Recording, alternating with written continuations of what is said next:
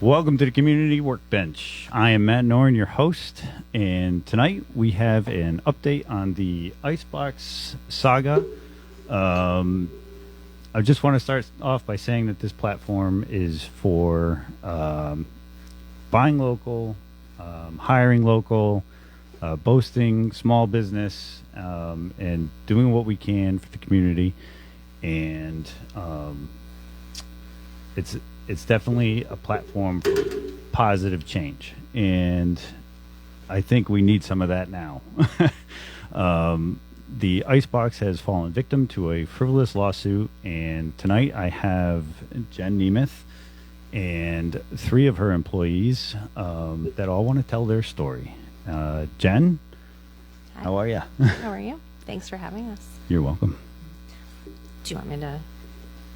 Now I'm like in Ben's role where I don't know what to do because I'm first. Do you want me to say something about? It's your show. Or, It's for you. So I guess let's start with who we have tonight. We have Emma Turner with us tonight. She's our assistant manager. We have Aaron Jolly, and we have Nate Duvall with us. Oh, Aaron makes our ice cream, pastry chef, and Nate is a prep cook and helps with catering and a million things as well. Gotcha.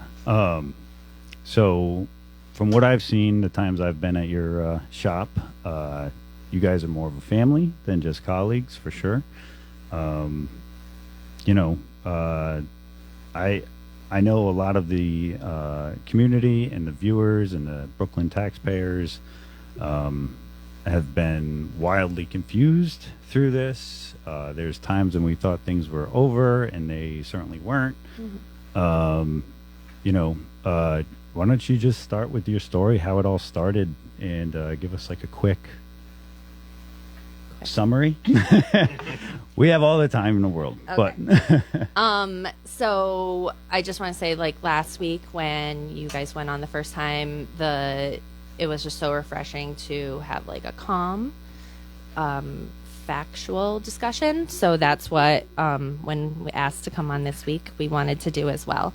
And then we asked if we could just make sure that it's focused on our family and the impact this has had on us. So not to get into the weeds of every detail, but just how our lives have been the last few years.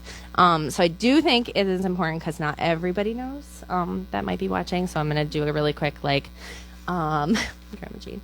If you don't know, grew up in Brooklyn. First job was at the Icebox. I think like most people here, we have big families that we're all from the town. Everybody knows everybody. Every teenager, I think, wants to work at the Icebox when they were in high school, and I was that person.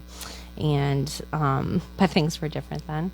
And my first day was the Friday before Memorial Day. No training. One other person. Just here you go. And that first night, I was like, "This is it. This is what I want to do." But that's not really reality. You're like, you can't just do ice cream. You have to do something else. So went on, had a career, and then ended up back here. But the thing is, at my last job, I had a work family, and everyone says that's cliche, and you can't really do that. You're there to do a job and make money, but it doesn't have to be that way. You can do both. So we're lucky that we have both. And so I have a very small part of our family here, and I have some notes later on to talk about the rest of them. But I just want to remind people, at your peak of the season, you guys are like 50 employees. Yes. This is kids' first jobs. Yep. This is what gets them through high school, maybe college, gives them that, responsibility of having a job and making your own money. God, remember that when you first started making your own money? Yep. So this is iconic business that you have purchased, and in your first year, it was the Icebox, and then you started the Suto restaurant. Yeah, we started construction. So we purchased in 2018. We were both still working, thought we could do construction at night on the weekends with 2 small children. That didn't work. So I quickly gave my notice to the state, learned how to sheetrock and all of that fun stuff. I think you might see some of those pictures coming up from the construction days. And we didn't end up opening till January 2nd. So my plan was open, sit at the counter, do some paperwork until a random customer came in. But we just never had that. We just exploded right from the get-go in January. It was just me during the day, and then we hired our first employee at night, and we were just busy. Right, we just never stopped. So the town wanted and needed the Icebox to still be here. Yeah.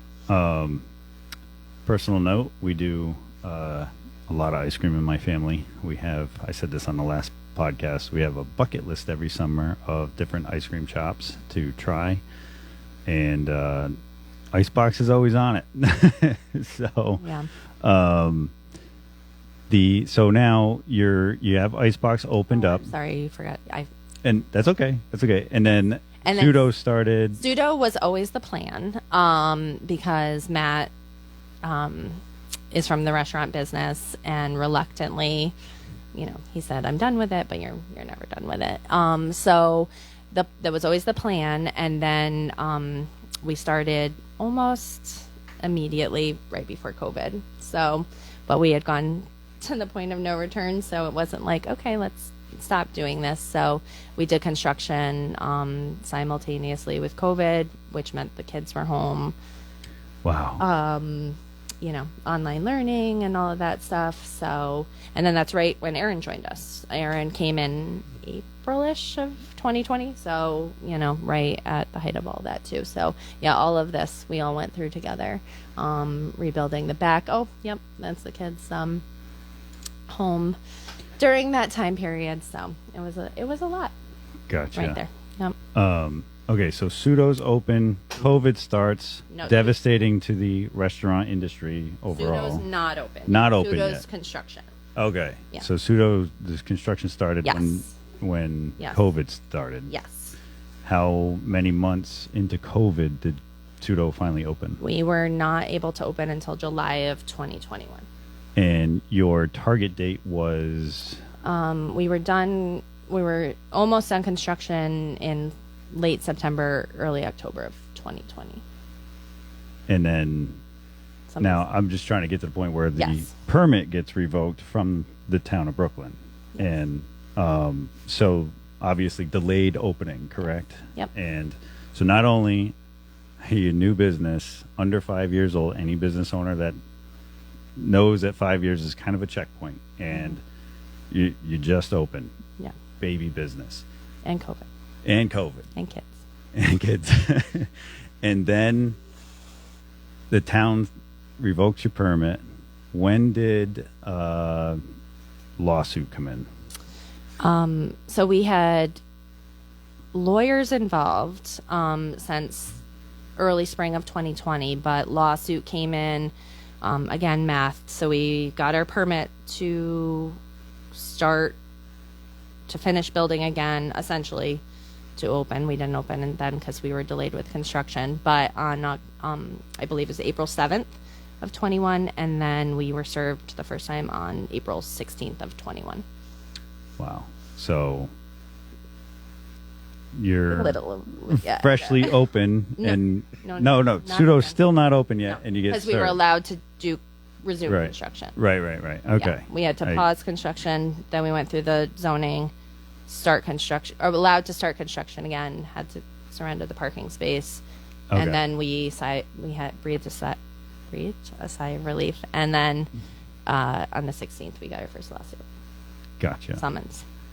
And do you want to talk more details about that, or do we want to go into maybe more of the story? I could do it very briefly. First lawsuit, which is not on the judicial website anymore, so no one really remembers that, but it was dismissed after the first court date because the judge said that everybody sharing the right of way had to be involved in that, because whatever was, court ruling would have affected everybody. So we had a, fairly uneventful, like, this can't happen court date. And then our attorney said, you're in the clear because everybody who shares the right of way, there's no way they would proceed because it's also the town, so they wouldn't proceed with that lawsuit. And then this is where I don't exactly remember, and I could look it up, but then shortly thereafter there was a second lawsuit that named everybody. So that's when Emma's grandparents' company was named. There's a private residence, and then the town as well as defendants in the case. And correct me if I'm wrong, at this time, there are certain actors from the fire department harassing, essentially. Yes. Yeah. We had the 82 days with the back parking lot blocks for the orange construction fence. And, again, not to get into the weeds, but all I was asking from the town at that point was for some help with controlling some bad behavior for people who are not there anymore. And I just said, please, offer some assistance while we go through litigation. We have lawyers, and I was just asking for help in that way. I wasn't asking for any special, the case to be dropped or anything. I was just asking for some behavior help. And I was told that the fire department didn't fall under the realm of the town of Brooklyn, so I wasn't able to get any of that help. Gotcha.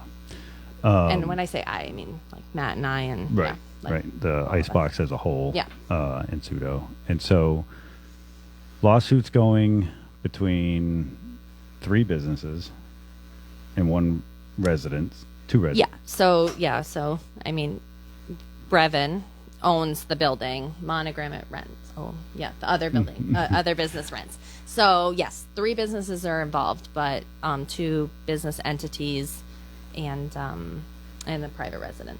Gotcha. And the town and the Okay. And was it the fire department that put up the orange blockade at the back side of your parking? It was members then, yes, who were, to my knowledge, both district and department held both of those positions with both. And they blocked off essentially your exit of your parking lot for 81 or 82 days. When I plug it in Google, do the date calculator, I don't know. Yeah. So a long time. Somewhere around. Yeah, it went from July to October. An unreasonably long time for a right of way which you're deeded and able to use. Okay. So now your suto starts up in COVID, so it's basically takeout, right? No, because we didn't open until 2021. I think we were past that. We were reopened. Okay. 2021, because we had a little get together party and everything, and so people by could dine in. Yeah. Okay. Yeah. Gotcha. But the back parking lot issue was the Icebox was strictly curbside. So we had a group of teachers who, for example, it was like 8 or 9 women who would go and they'd park all the way in the back of the parking lot, pop their trunks. It's so silly to think of now, but we just didn't know what was going on. So they would sit so far away from each other in the back of their trunks and yell to each other. But it was just confusing, and we didn't know. Right. So now you think you could have just sat on your trunk and talked to each other, but we didn't know. So so that back area was important to us. It was important to our customers. We had the original plans that showed that, and we cleared the property to make it of just all the weeds and debris and stuff, and we made it nice, and would have liked to have been able to use it during that time. It is beautiful over there. The fencing, what do you have? Crushed shells on the ground there. That's gotta involve our beach, and that's different. You don't see that. A lot of people pave it over or just have gravel around here, and that's cool. That's different. That. Yeah. Large deck on the back for outdoor dining. I've heard bands there. I've seen bands there. No? Yeah, we had it was a DJ night or something, wasn't there? No, we just had the Eastern band once, but with everything going on, we haven't done that. We would like to have. We're approved for acoustic music, but we haven't done anything else. Gotcha. Flying low. So, if you want, let's move on to Emma. Yes. And Emma, what do you do there again? Well, You can pull the mic right to you. It's okay. You won't break it. yeah. I'm the assistant manager there right now, so I'm kind of just doing scheduling. But I'm in school right now, so I'm really there like 2 days a week, unfortunately. But yeah, it's really Yeah. really my duty. Emma trains new employees, and Okay. yeah. A lot of those. Yeah, Yeah. if you can just lean over to the front. There you go. Perfect. So now, do you want to tell more of a story, like when you started? If you had any episodes with anything? If, Yeah, absolutely. you know. So I started, I think March of 2020. Like I think I'm going on. Yep, I 3 was- yeah. years. Okay. Yep. Yeah. So that's kind of when I started, and honestly, I'm gonna say I didn't even know how intense this lawsuit was, honestly, until now. Jen and Matt have been so tenacious in all of it and just keep persevering that I had no idea that they were struggling with all this as hard as they were. So I give them all the credit in the world because they're just the most positive people. So yeah, I mean, now we're here. And I just want to help them in any possible way I can and just support. So Yeah. Now, as far as what do you want to do? Is this a starter job? Is this, is it experience for a field you're interested in, or what do you want to move on to, or, Yeah. So I kind of all my best friends worked there when I started, so that's kind of how I got into it because I just heard such great things. And then they've kind of just became family. So many opportunities have come. I can see how nervous she is. That's okay. But I've always just stuck with them. I love them so much. And no, I'd kind of just say this is a starter job. I'm going to cosmetology school right now. Nice. So that's kind of where I'm going with that. And obviously, if they shut down, you're going to be wildly affected. Yes. Am I right? Yes. Yeah. Okay. If any of you guys have things to add, just, you don't have to raise your hand. Just jump in. All right, I'll add but like Emma, I believe, to my knowledge, and you can correct me if I'm wrong, that the hope is to take over or to join your grandmother Yes. at the salon across the street from us. So. Who is also involved. Yes. Yeah. So that's the hope. We're hoping that we can all move on so that even if Emma is not working in the building with us, that she's right across the road. Across. And we can shuttle her over some salad and fries and see her all the time. Nice. The hope. Unfortunately, I'm not much help to cosmetology or barbers. And I thankfully remembered my hat this week, so you guys don't have to worry about the glare. Aaron, bring the microphone on over and give us your story, your little synopsis of what's been going on at the Icebox. So when I started, I also didn't really know what was going on. I will say Jen and Matt kept it pretty hush-hush for a bit. I went to pastry school, so this is what I want to do. Oh, wow. I'm very blessed that this is my job, and I'm going to be really upset if this is my job. Right. I don't know. It's just a great place to work. At 30, I have my dream job, and I want to do it forever, and I just don't know if I will be able to. Yeah. Wow. And especially finding Matt and Jen as bosses or colleagues or basically the mom and dad of work is is just, dream job and great bosses is, super hard to come by. I get that. What if they shut down? Do you have a plan B? So we're looking for a job for Aaron. If I this wrote a No, little. we're not, because we're gonna. I wrote a little thing Oh. about which I'll go back to by each of them, but I'll skip to Aaron.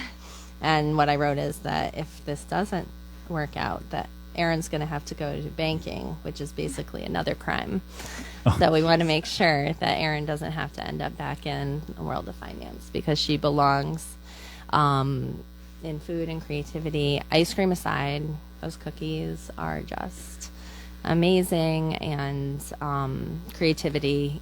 And again, I know what it's like to have a passion, and I also know what it's like to go to a job that's not your passion every day. So I'm hoping that we can all keep doing what we What you love, and what we love. helping the community. That's what everybody wants. Yeah. Nate, how are you, sir? I'm thriving. How are you doing? I'm good. How's the bourbon? I love Angel's Envy. Angel's Envy, nice, nice. Yes, we have quite the collection here. I'm Yeah. pretty proud of that. Why don't you give us your story when you started? Yeah. What do you do? How? So I started at Suto of March of 22. I've been in the culinary field since I was 13. You know, being a busboy for a catering company, and worked my way up to be a prep cook, and then to a supervisor and running those weddings. And then it just it started to become redundant to me, so I wanted something new. So I moved on from that. I bounced around a couple restaurants in the area, and I always knew of Icebox and I knew of Suto because I'm laughing about ironically you enough, came in the first. my mother took care of Jen and Matt's sons. Oh, my wow. mother's a daycare worker. Gotcha. Miss so- Donna, the best. So I knew a little connection there. I knew some of the lawsuit, but I knew they were looking for help. It was something new. It was, a scratch kitchen, which is what I wanted to do. I had all different ideas in my head of what I wanted to do in the culinary field, and a scratch kitchen was one of the things. So came in, wanted to help, and I became their prep cook. Helping out the kitchen any way I can. I help out with catering as well, and yeah, just That's fascinating. What is a scratch kitchen versus a kitchen, or? scratch kitchen is literally everything is made in the kitchen. Like Oh, okay. So it's all made from so scratch. like our sauces. Yeah. Like we don't use mayonnaise. We make the mayo Okay. to make the sauces. Some of the meats and the poultries and whatnot are from local farms. Yeah. So we would use, like, the hamburgers are from a local farm. The produce and the veggies were from local farms. And literally everything we did was handmade in there. It's funny you mention that because I forgot to mention that on Sunday when we were live. The fact that you guys source so many of your ingredients and other things that you need locally. So the shutdown, if they shut down, it's affecting local Yeah. farmers. Yep. And it's funny because I was shopping at the farm you guys use for meat, and I was like, "Hey, you got icebox stuff here in the cooler?" And Yeah. they're like, yeah, Nemus are great. And I'm sure they're gonna. I mean, that Yeah. just it affects everybody. Our local economy is just totally affected when one business goes Yeah. down, especially one that's ingrained itself so far into the community, so deep. And we had one of our farmers come in Nice. the other day and just said, "Look, I have these veggies left over. Before they go to waste, I want you guys to have them to make whatever with." And we used it, and yeah, it's the local community coming together any way that they can. I know. I was like, y'all, you just need to stop because we're emotionally fragile right now, and you coming in and being nice is more than we can handle. But especially this year was so hard on our farmers with all the rain, and so we tried to do that extra support without them asking. We found creative ways. We canned for them and worked together. But the fact that it's never easy to farm, and the fact that all of them came in this week and said, "What do you need? What can I give you?" And it's fascinating to me because that's who they are, and whether they're in a tough spot themselves or not, they just showed up and gave us whatever they could, and they didn't need to, and but we're all connected. Sure are. I actually remember meeting Matt through his other job with the state, and Yep. we had mutual clients that were trying to open up businesses, as I do real estate, commercial, residential and renting and whatnot. And so our paths had crossed, but when our two sons were on the same Little League team last spring, that's when we really got close, really started talking about this. And you guys were the sponsor of that team, and we ate a lot of that great ice cream. We were the champs. We were undefeated. Yes. So, Every time they won, we're like, okay, more ice cream. yeah, that was a great season. It's a great I mean, all the parents were very tight, and it was really heartwarming. And it was great to have celebrations with the team at Icebox. And someone, a couple of them had birthdays there, and There was some table dancing with cleats. I don't believe it. Normally allowed, but sometimes you can't stop them. That's funny. But yeah, even as a kid, I didn't put it in the slideshow, but my T-ball team, I'd stopped after T-ball, was sponsored by the Icebox. So this is not anything new. This is not reinventing the wheel. This has been in this town forever, like every other town business. Yeah. Now, as we went through this, I'm remembering there was another mom on the team that had, where she worked, started an ice cream shop. Yes. And you guys were making the ice cream for her. Yeah, it was we were helping them learn how to do ice cream. It's a charitable organization. Again, I don't want to give myself too much credit because I learned everything about ice cream from the Venturas. I had to make sure you saw it. So I was not reinventing the wheel. I had no intention to. I wanted to put my own stamp on the Icebox, but keep it don't fix what's not Right. broken, right? Yeah. So because we have the opportunity to have years worth of knowledge, yes, I was able to help this new charitable organization. Matt and I went up and talked about flow and some customer service stuff and ice cream and delivering a good quality product and just trying to help out in any way too. And if I'm not mistaken, that company or organization was in Sturbridge, Mass. Is that Yeah, right? it's very, So, yep. so even as far as Sturbridge, Mass, Yeah. there's a large effect. Yeah. And Well, gone are some of New those England, opportunities. Yeah. So moving along here with the lawsuit, do you want to get more into that? It's unbelievable that these guys really didn't know anything until the general public knew. Yeah. Meaning you and Matt were just taking this all on your shoulders all the time, and it was wild because I remember seeing you at every Little League game, and you guys were super positive and just pushing forward. Yeah. It's an amazing thing, and having had a lot of time to talk to Matt, I just want to say, you guys as entrepreneurs are the type that investors and people could pour money onto, and it wouldn't just be like gas to a flame. It would be like Formula One fuel on a flame. And I mean, it's totally apparent because you guys have survived this long through so much. I mean, COVID, remodels, pulling permits. I'll add to that a little bit when Sure. I get a chance. But yeah, so I have a little section about why we didn't speak out sooner too. But as far as like how we're still here, the simple answer is how I'm still here as like a human, like because you can't do anything alone.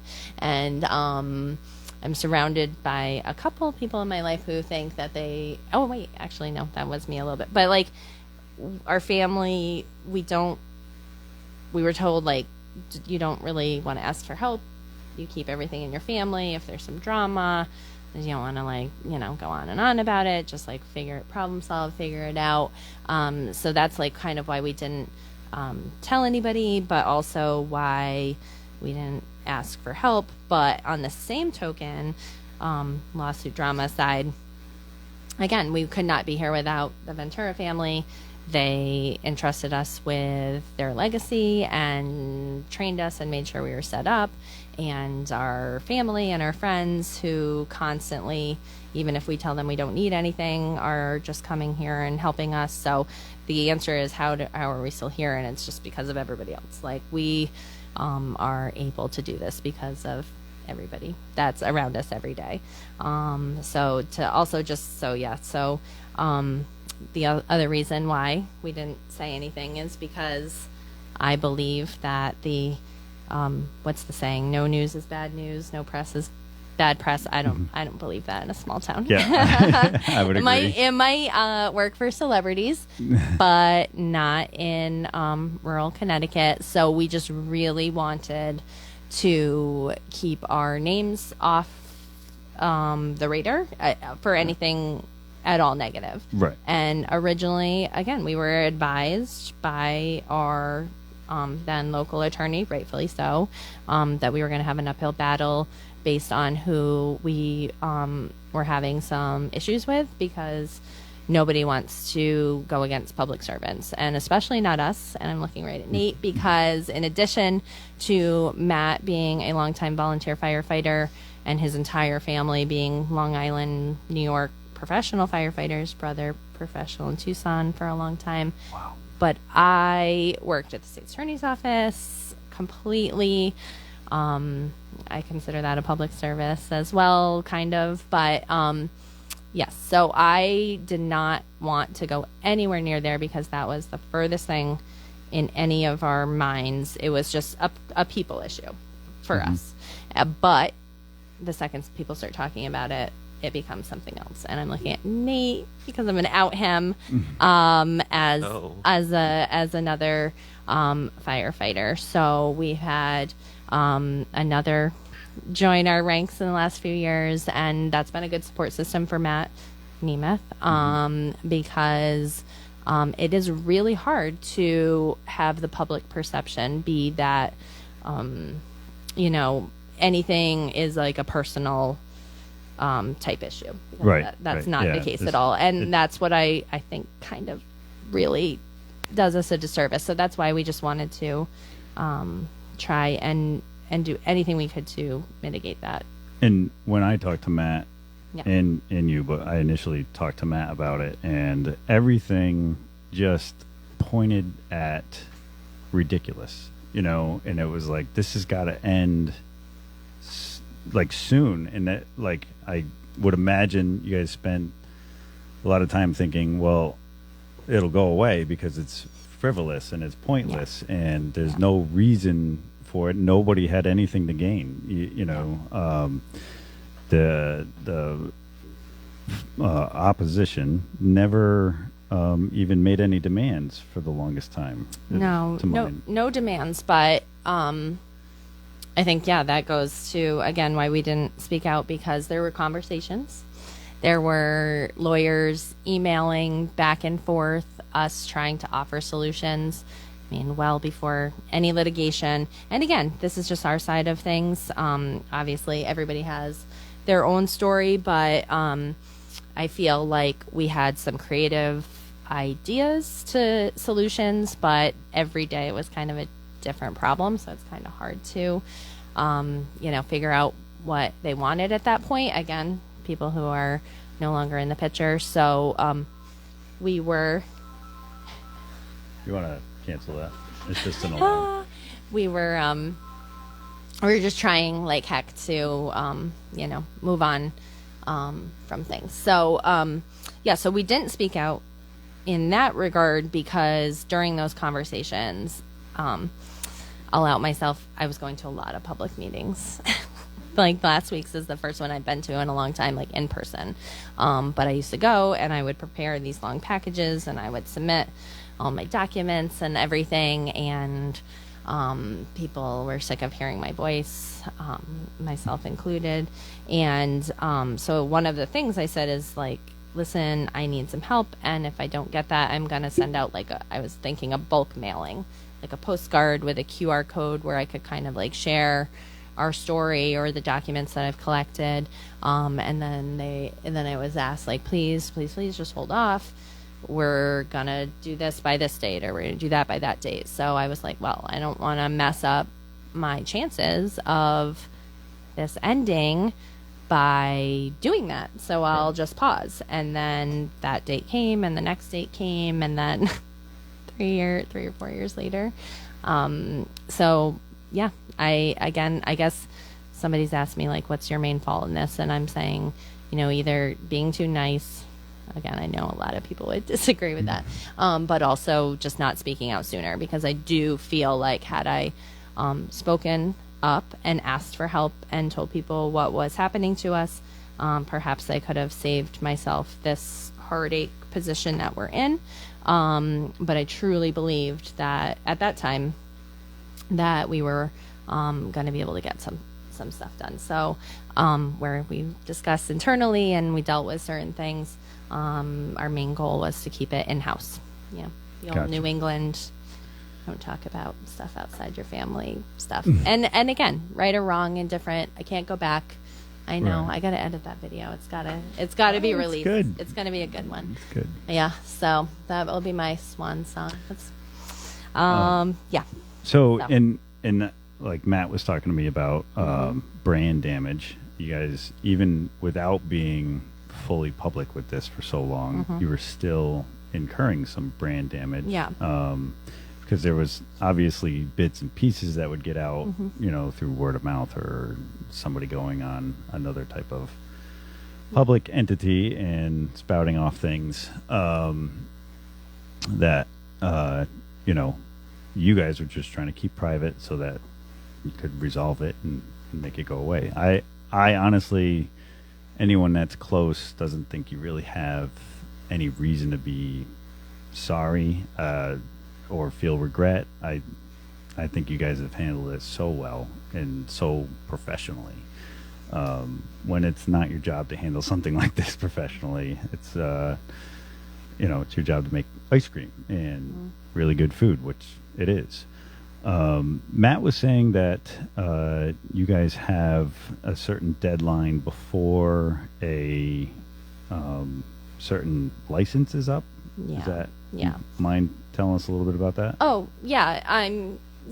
There is a deadline in which, because we made a couple choices. So, again, those first few years are important and hard, and I did not at all fully grasp how that would be. But I was like, yeah, it's just a few years, we can do it. But yeah, so when we had this added burden of these financial liabilities, we had to make choices, and some of those choices were all of those choices are what do we pay when in order to survive another week. Like, I literally hate Fridays. It's like the day that just like is so hard. It's like, did we make it till Friday? And we did, and we're still here. So, but our choices that we made were our people and our attorney, because we needed our people, and we believed that if our attorney could get this done for us, then we didn't want to lose our people, because our whole plan has been growth. Based in Brooklyn, we have a lot of land out back. We wanted to do a little production facility and a couple other things, and then grow. Everybody here knows what, other than Emma, because you're off doing your own thing. Everyone here knew the growth plan. This is just the beginning. Right. Matt was telling me that you guys multiple spots. Yeah, I mean, that's the goal. That's the goal. Yeah. He has always wanted to get back shoreline. So, in addition to wherever else. So we needed to keep our good talent, and obviously we know they have liabilities of their own. So we focused on them, and then we knew in order to stay in business, we had to get this lawsuit over with. So we paid the lawyer, and then everything else beyond that took a hit. I've had to become very okay with sharing my personal info, but here I am. Like, we sold our second car. Earlier this spring, we had a foreclosure action on our home, and our family has been more than helping us out with things like that. But we aren't wealthy people. So beyond saving our home, that was what they were able to help us with for our children. But everything else has kind of fallen to the wayside, including, some liabilities that certain permits aren't able to be renewed until we can address those. And the deadline for that is November 30th. So we have been trying like heck. And again, the day-to-day right now, since, the flood of people, we can, pay for our weekly expenses, our weekly payroll, but we're just so in that hole. So it's just hard. It's hard. And that's where I feel like a failure, because I'm like not one to not have tidy finances, but, I don't think that anyone could really anticipate this. Like there's, I don't think. And then that's where I have to give myself some grace that some unforeseen circumstances came up. So are you saying that this license on November 30th, you're past the point where you can renew it?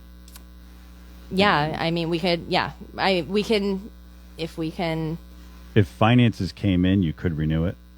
Yeah, but it's 30th? like this. I'm sure it's a lot of money. Yeah. And is it like a food and beverage license or something like that? It's our sales tax. Gotcha. It's our sales tax. So we are not able to legally operate as an entity after November 30th.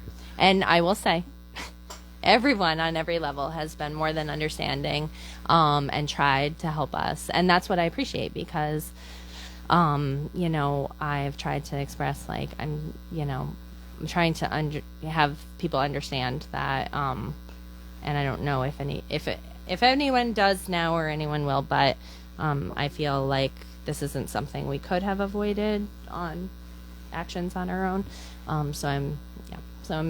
They've been more than understanding, and I understand, and I also cognizant of the fact that can only do so much for so long.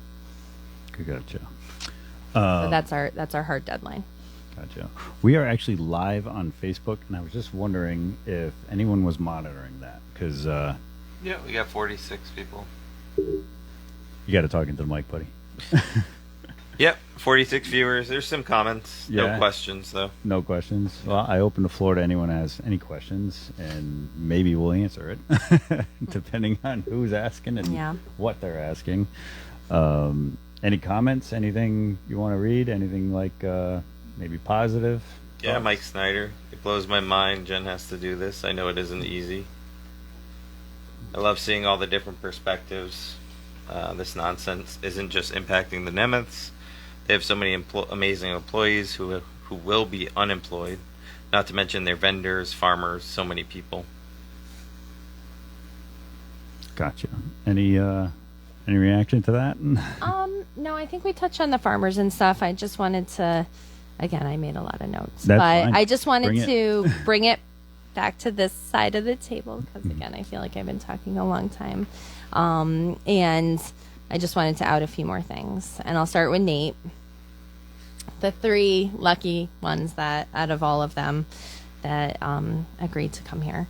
So again, everybody here is local. We have a lot of people who drive over an hour to come to us, which is really To work for you, or to work for us and, every day. And ice cream Well, eaters. Yeah. Oh yeah. Come from all over. We have a lot. Yeah. It's quite the tourist shop. I mean, Brooklyn, we're really lucky. That's why one of the reasons I convinced Matt to move up here from the Mystic area is because we are close to everything. You can get to Providence, Boston, Hartford, a lot of stuff. Worcester, so you can have your rural charm and then go on from there. So, but we are all from here, and I just wanted to mention, not to make anybody feel bad, but I feel like it's important. So, I'll start with Kayla, who is not here. Single mom. She messaged me. She's like, Emily, in chiming in. We just have had an employee thread. But yeah, single mom. Her story is that if her children are sick from school, then because of the 2 shops, we can shift and make things work. And she has never really found a a job that's allowed her to do that. And I do agree that it's unique in other positions, office, whatever. It's not common, which is why one of the reasons why I left my job after having our second son is because all of a sudden you have the same amount of sick time for 2 or 3 people than you Right. did as a single adult person. And you're Yeah. like, wait, what? So I instantly had that reality and was like, okay, since this food service and since we have a very commingled shop, we can make this work for people like her and her children. So that's important. And then Nate, I'll transition into him, planning a wedding. Because Congratulations. that's not stressful. Or financially stressful as well. But yeah, just we are all looking for the future. Aaron's house hunting in what kind of market now? It's a tough market. Good market. Very low on it's tough inventory market. for Yeah. sure. And Emma is just starting out. And so we have a lot of people who have children and mortgages and rents and car payments and myself and Matt included. And then you talk about the vendors, and I don't have it up now, but somebody far more eloquent than I from the chamber wrote a letter about that I really should have thought of, but like That's okay. but like the things that she mentioned in it, I didn't even think of, because it affects what you've said, like the fact that other people want to come to this town, or we suddenly realized after a very reluctant conversation that our property is not worth anything where we thought it was going to be. So all of these things that I am learning the hard way, I guess. Right. And whether you settle out of court or you proceed to court, something has to happen in way of the deed, I'm guessing, so that these things can't happen Yeah. again. Yeah. Because basically it's a frivolous lawsuit, but if Yeah. you're basically giving people the code to do it. Yeah. So over and that's over again. that's been another little frustration in the wording and the message and the tone of that the town is being sued. So the way our lawyer explained it to us, and obviously we've lived it, so it makes sense, long term. But first lawsuit brought, dismissed, second lawsuit brought, just with more parties, moving target, as we call it, lots of demands, scatteredness, all sorts of stuff. And then so at somewhere along the way, around the time that suto opened, maybe a little before, our attorney's like, she's a land use attorney, been around a while. Not saying that she's old or anything, but she's been around a while. She's very experienced. She's like, listen, if they could bring this up as quickly and as kind of haphazardly as they did, they could drop it any day without any protection that it's not going to happen again. Because after the first and the second, we just thought, or even after the permit thing and the parking space, we just never, every time we're like, there's no way they're going to go further, but they did. So she's like, this is going to be your protection. You filed the counter and cross claim. We detail everything we've been through so far. And this is the protection, so that if one day they just wake up in the morning and decide to withdraw it, you still have a court action pending to make sure that your property rights are protected, which a year or two ago was Emma's grandparents and I, and I'm assuming the town's main goal was to just make sure that a judge or a court ruling came out to say your deed that's been around forever is right, our deed that's been around, that everything's right. Of course, we have the fire lane issue that popped up. We would love to have a ruling on that. We haven't yet. And then just to have something in writing. And then also, it's been suggested by us that maybe we have a way of dealing with future incidents so that we don't end up back in court. Just say everybody stays exactly where they are. We have a court ruling, but then somebody says, XYZ, we could go to like some sort of arbitration instead of another lawsuit, because Right. all I'm asking is that I just don't want to or can't keep going back to court. So we just wanted those assurances. And when the withdrawal happened in October, that's without a ruling, that just left our counter and cross. So that's where we are now. Gotcha. And- There's one question. So Yeah. Jen, the current issue is the sales tax. So Becca asked, what can be done? Does that have to be paid in full? Is that with the state No. or the town? The state. Yeah. No, we can get on a payment plan, but again, we've talked about this at length, Matt and I, and as a group, and yeah, it's just every week. It's like, how are we going to do this? What are we not? It's again, we are not saying we don't want to keep trying. We're just saying it's been difficult for 3+ years. It's taken a toll on our family. It's still, I don't know. The alternative is also not good because we're still going to be a 1-car family struggling with our own personal mortgage. But it's like, how long do we want to live like this?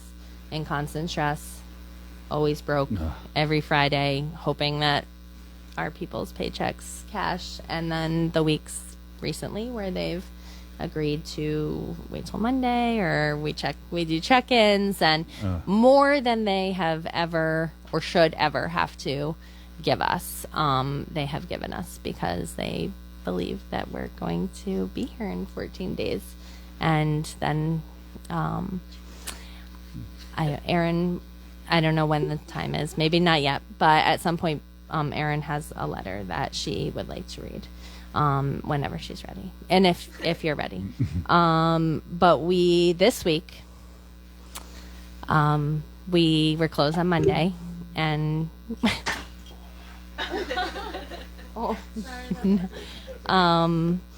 the first time, I mean, we've been open every day for a long time. I think we've closed a handful of times, the major holidays and everything. But when you don't have any money, you have to stay open every day.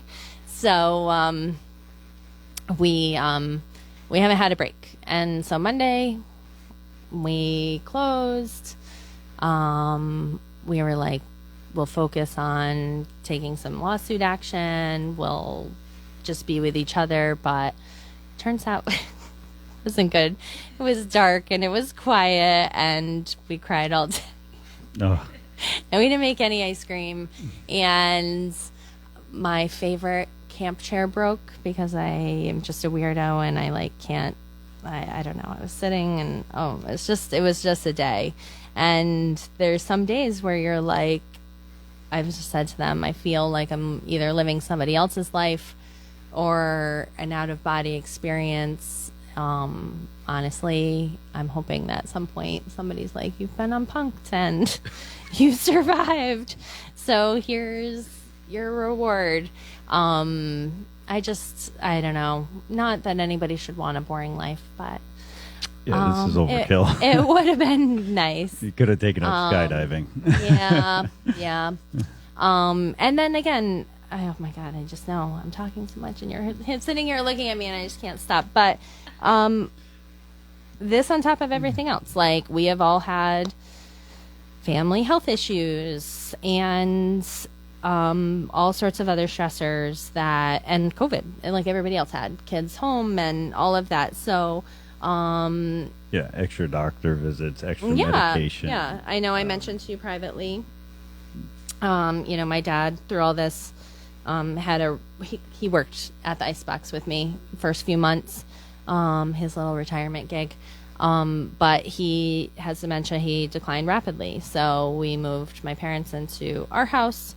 Then he ended up in a nursing home. Now he's out in Rocky Hill at the VA home. And wow. I have to schedule when I can use our one family car to go see him. Out in Rocky Hill. That's out in Rocky Hill. 2 hours away? Yeah, about an hour. But still, it's like, okay, I have between car lines, anybody who knows car line, and then I have to work. And like, does Matt need the car today? And it's just, again, I know people deal with a lot worse. People are in a lot worse situations, but it is a different life. Yeah. Than I had ever expected at this point with my kids, 2 boys in sports and somebody's sick from school, and and again, I know everybody else has had stuff, so not to make this all about us, but it has been just an added challenge on top of everything else. Yeah, I said it on Sunday. Like, I'm just guessing here of your caliber. It's like probably having somewhere between 9 and 12 grand a month as a payment, as expenses for the business. And then there's also your family of 4. I'm like, wait, what? No, it's Oh, more no. or less. Am I guessing For like right? the business? For just the business, payroll, and No, all that. No, no. I'm that far off. Okay, Yeah. but it is an expense with other people's livelihoods. Yeah, that's the thing. It's Yeah, a huge, absolutely. huge undertaking, huge Absolutely. risk Oh, to go out on 100%. your own and Yeah. be on your own, Yeah. and Yeah. it's a wild amount of pressure. And then you add all these other things and Yeah. all the other pressures that come through life. Yeah. Oh, I'm gonna. Yeah. So I have a whole Sure. worker bee section because it's true. I never saw myself as an entrepreneur. Matt, that's all he's seen himself as. Yeah, I can see that dynamic. I would totally be fine, and I am. I come in some days and I ask Aaron to tell me what to do. I can't.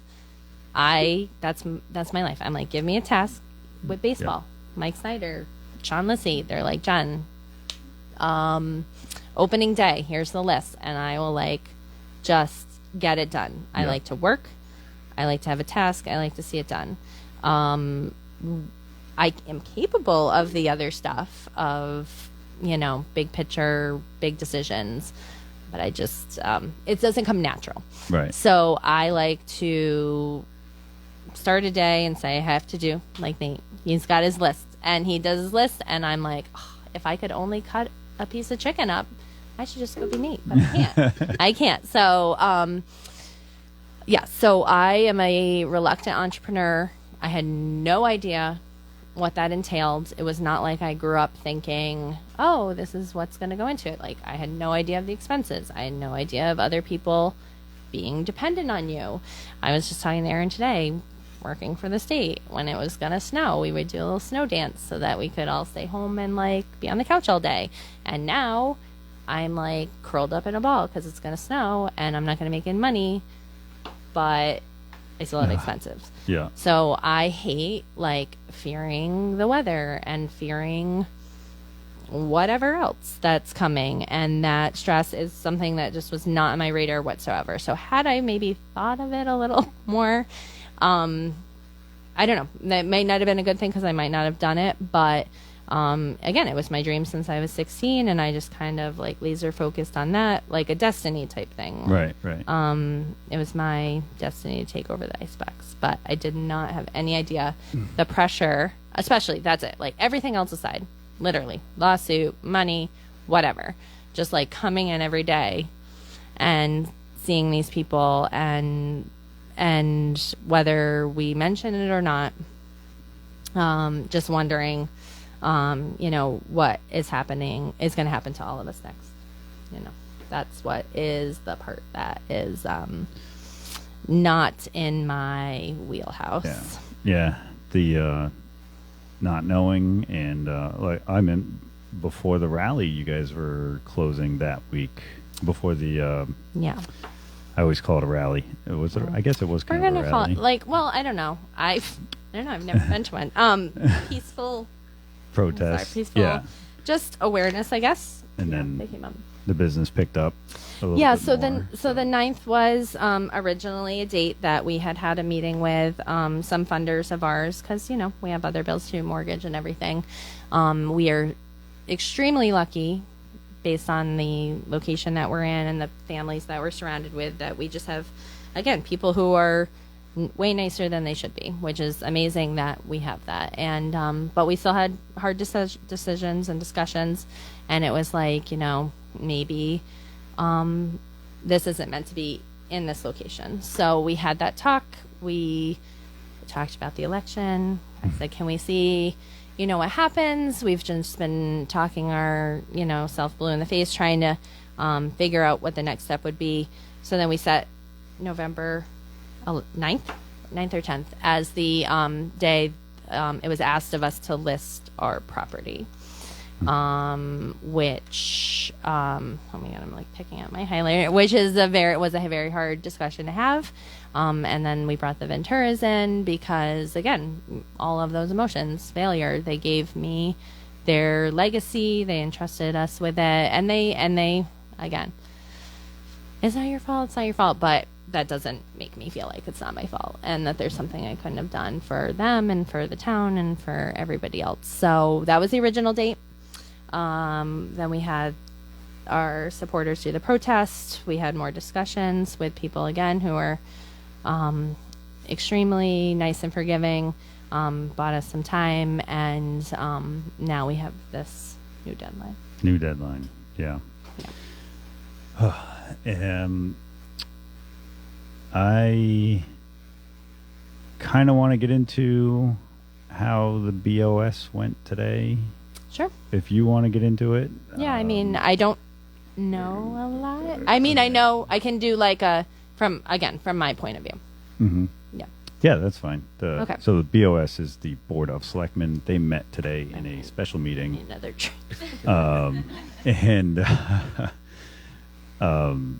So then I actually was kind of off of my phone today and didn't really look at any of the updates. We have some chats going on, and when I looked at it, it was almost 200 messages that I had missed today. Oh, yeah. And so take it away, Jen. So what happened today at the BOS meeting? So all of this, I guess I could say, just came out right before we got on. So I will speak to as far as I know right now. But I do want to say, so the article from the Insider came out today. I don't know what impact that had on anything. I don't know. So that it was just a stressful day, like they all are when our names are on the news. But we went to the Board of Selectmen meeting last week, and we knew that they had set this executive session for 1:00 today. I went to log in just to see, because again, still fairly new to government and procedure, but it was my understanding that we could all, and I know a couple of us tried to log in to see like a roll call, go into executive session, who was going to be there, that kind of stuff. But then unfortunately we were all excluded from the Zoom, so I don't exactly know what happened. But then shortly after, I got an email from the town hall saying that a decision had been made that they were going to move forward with litigation. I don't want to quote them because I haven't even like mentally processed the email yet. So I just responded to that, copied our lawyer, and said, could you please, go through our lawyer, because I want her to read it and kind of tell me what she thinks it means. So I don't want to assume, because that's, not the normal procedure. Usually we hear from our attorney. And I think that's about it. It sounds like the town doesn't want to move with a settlement. They want to proceed they want us to do some more. Which, do you have a court date scheduled? Is it? No. Yes, somewhere next year. Yeah, it's like October of 2024. Yeah, something like that. Something I like don't that. remember. But it is out. It's out there. Which is another huge mountain and long task to go on like this. Yeah. Honestly, I don't think anyone would blame you if you moved on to different things, especially after the 30th, if you can't. But but we don't. It's getting into the we holidays. don't want to. It's getting into the holidays, and it's time for a miracle, Yeah. I guess. Right. Well, they can make a know. Hallmark movie out of us. This is definitely something documentaries are made of, and I've seen way more boring documentaries out there. This has been absolutely riveting and just heartbreaking at the same time. And I'm kind of speechless. I don't know if you have anything else you want to cover here if you want the public to know anything else. Any of you guys? I mean, I think if Aaron's okay, we'll end on that side of the table. But I think I just want to say we can't keep up with messages, text, people reaching out to us for support, which is amazing. But again, somebody who feels the need to apologize and feel guilty about everything. I want to respond to everybody. I just appreciate everything so much. So for a blanket audience of how can they help now, I've been emailing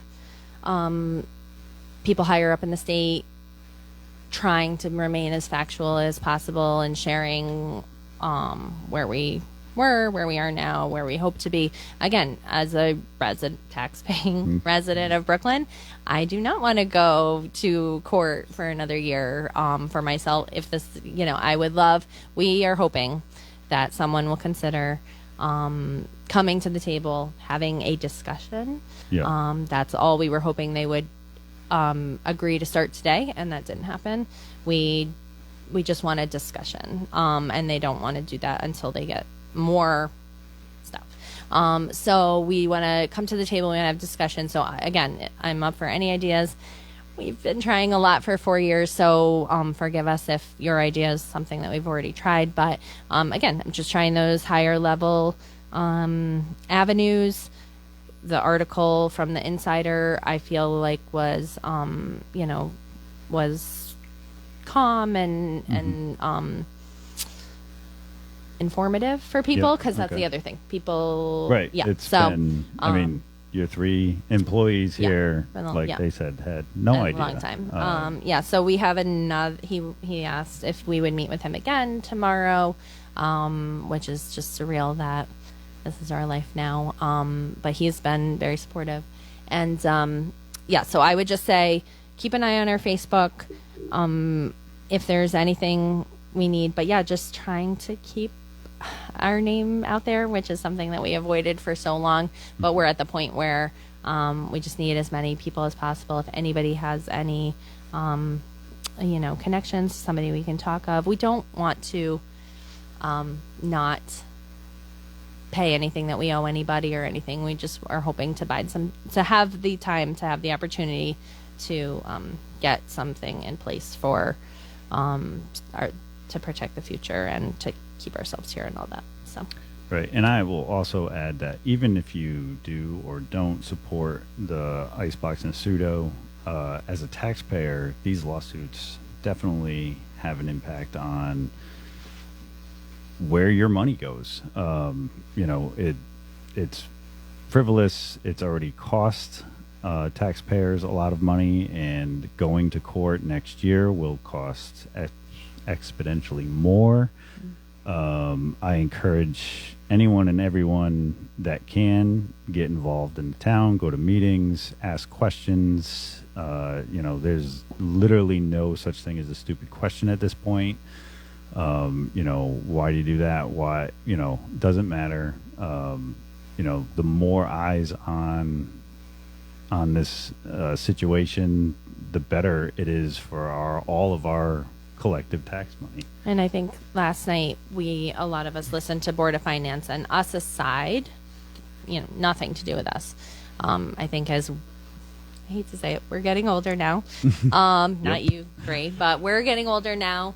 And to think that we need to have some forward change in the government in our town, some checks and balances, which we were really excited. I don't know, speaking for you, but the group to hear last night was really exciting to have a proposal for that kind of stuff. More transparency as absolutely. to money in, money out. Because it's not just this, and it's not just our town; it's everywhere. And I think that if we can, manage our finances in the Little League and organizations like that, we can go upwards. So, and again, even though it's us right now, these people are coming up, so they're learning, and our kids are learning. People criticize us for having the kids at the rally the other day, and I'm like, I don't share every adult thing at all with my kid, but he knows, sometimes you gotta,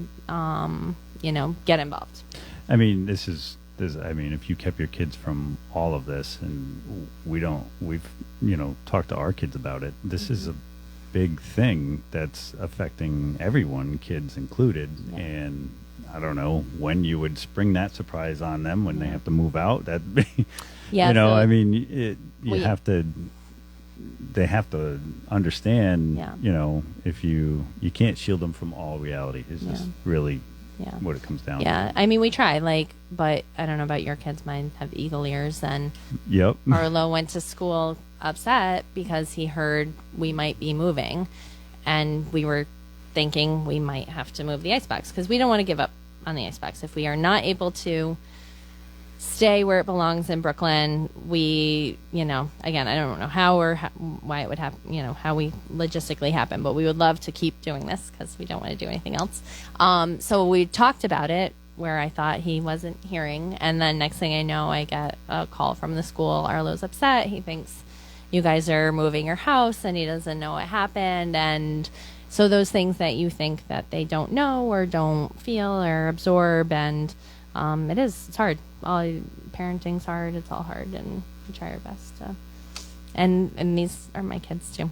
They're big, big kids. But that's why, again, I was trying to shield it from them. That's what we were doing. We were trying to give them the least stress as possible because they're younger people and they just need to show up to work and not worry about that stuff. That's our job now.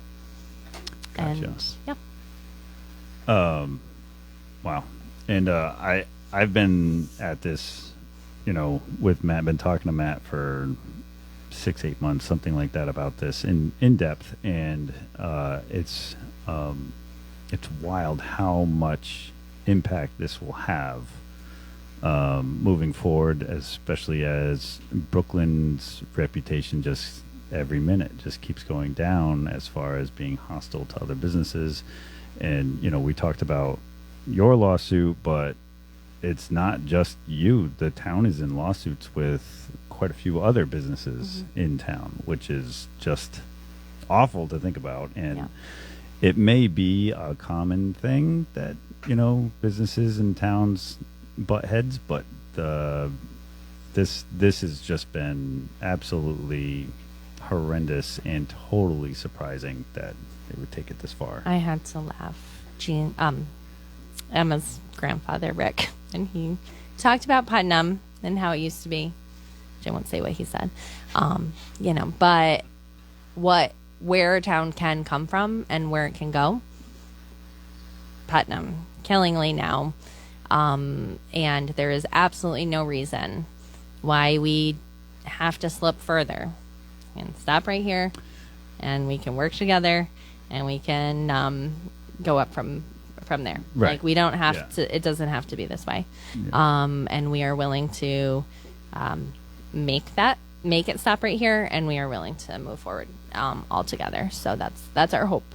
And I just had to laugh. I know. I think I'm past the point of delirium, but when he said that, I just cracked up but again, same meeting. I know. Matt's texting me going, stop talking.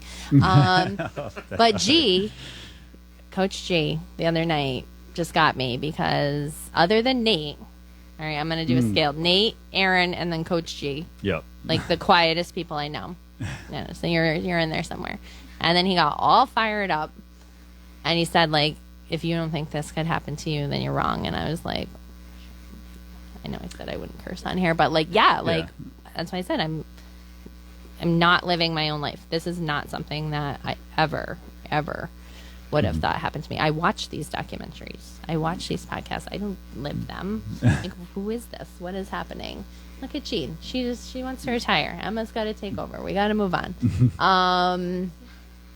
So Okay. anyways, Well, can we? let's hear from the Yeah, younger, the other side of the. I know. Yeah, before Matt has a stroke at home. Want to go? You got something to say first? Yeah, Mike's not here. Okay. Yeah, pull it toward. He's like, I don't want to. Oh. Okay. So backstory. Yep. I wrote this 2 days ago. and I went to the town hall to try to read it to The the first audience select- I wanted it to reach, and they We're weren't not there. saying- We're not saying names. So we sent it as an email with Jen's support, and I haven't heard anything back as well. Well, the puppies are here for support. So gonna go for it. I started with 16 days because this was 2 days ago. Now it's 14 days. So 14 days. This is how many days left Matt and Jen have with their business. 14 days until the Icebox and Suto have to close their doors. 14 days until the town of Brooklyn loses one of their most iconic small businesses. 14 days until your townspeople will be undoubtedly angry and upset. 14 days until I and my coworkers also lose our livelihood. I'm one of a handful of full-time employees. This is also how we survive. In an already struggling economy where jobs cannot pay a living wage, you are ripping that away from us. 14 days until we are just more numbers in the already large unemployment pool. 14 days until more people in your community are struggling. I left a terrible job almost 3 years ago to join Matt and Jen at the Icebox as the head ice cream maker. Little did I know this would turn into my dream job. At 30, not many can say this. I didn't know I would find an entirely new family as my own family was leaving the state. These are the people I have in my circle, and you are taking this away from me. I am losing sleep, I'm not eating, I'm panicking, and I am heartbroken. 14 days is all we have to receive any sort of settlement to survive. This is a fact. If a settlement is not reached, November 30th, 2023 is the final day of the Icebox. 14 days. In all honesty, it's probably less than that with Thanksgiving coming up. Brooklyn will be damaged greatly if this happens. The bigger picture is this town will be viewed as not business friendly. Small business is the backbone of America, not these giant corporations where a CEO makes millions and your townspeople working for them make dirt and can barely survive. Small business is the charm of a small town. Look at Putnam. Look at Killingly, who is undoubtedly growing and becoming more appealing. Why? Look at their main streets. Look at their other small businesses scattered throughout. Look how they help each other. I sit here completely dumbfounded and heartbroken. People ran for this election on the basis that they were going to fix this, and now that they're in, they state they can't talk. They can't discuss, and they can't do anything because it's in the insurance and town attorney's hands. They state they want to see this to trial. Are you picking up on the fact that of course they want to see this to trial? Why? More money in their pockets. Less money in the pocket of townspeople, and the longer this goes, the more it's going to cost you. Brooklyn will not win in the end. I listened to the Board of Selectmen's meeting last Thursday, and your townspeople and taxpayers asked you to call a special town meeting. You have the authority to do this, have you? Instead, you're stalling and wasting time by having Matt and Jen petition for one. You can do this on your own, so do it. Let the taxpayers talk. It's clear they don't care if it's settled out of insurance. It's more important for them for the small business to remain. They understand that if they close, the damages from that are far worse. Why are you not listening to them? Do you call the insurance every day, and do you call your attorney every day? You should be. They claim they haven't received demands, but they have. We all know it's in emails, there's proof. They claim they don't know why the town is being sued, as if they had nothing to do with this. The town has everything to do with this, as it could have been stopped when it began. I'm going to skip this part. 14 days. This is supposed to be the happiest time of year, and for many, it's the saddest. We can't look forward to the holidays because we don't know if we can even afford them, if we'll have jobs, or if we'll be able to serve the public for their holiday gatherings. 14 days. I implore you to inform your attorneys to end this, settle this. I implore you to tell them that this small business is more important than this. I implore you to call the town meeting immediately. You're running out of time and you're dragging your feet. Listen to your town. They're telling you in droves what they want you to do. 14 days. I cannot believe I'm saying that. Our hearts are absolutely breaking. Please do the right thing. 14 days. Thank you all for tuning in. Till the next time.